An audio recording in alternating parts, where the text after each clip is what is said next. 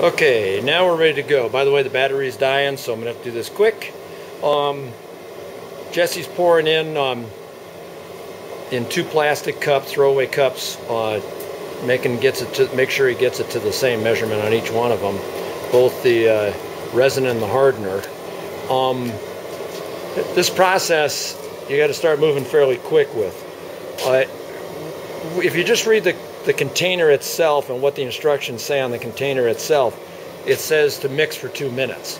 When you read all the instructions that you get with it, which I strongly recommend that you do because there's a lot of good stuff in there, you'll learn about what's called a two bucket mix or 2 cup mix.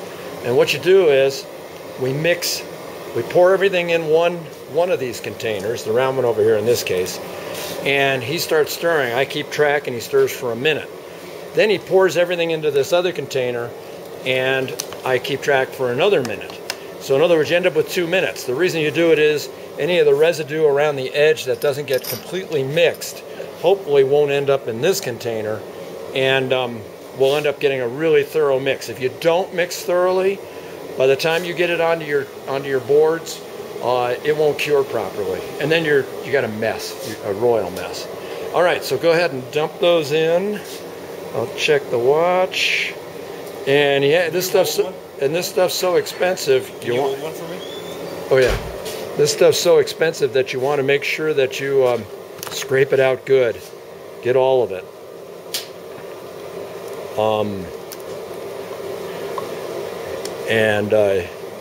These cups, do not try to reuse these cups. We reuse the little buckets, you know, the pots, but what I do with those is I save those for the next time, and I actually pop the plastic out once it's cured completely. The envirotex will pop out of the plastic flexible buckets here that we're using. Turn it on and off. All right, so he's going to mix. I'll turn it off.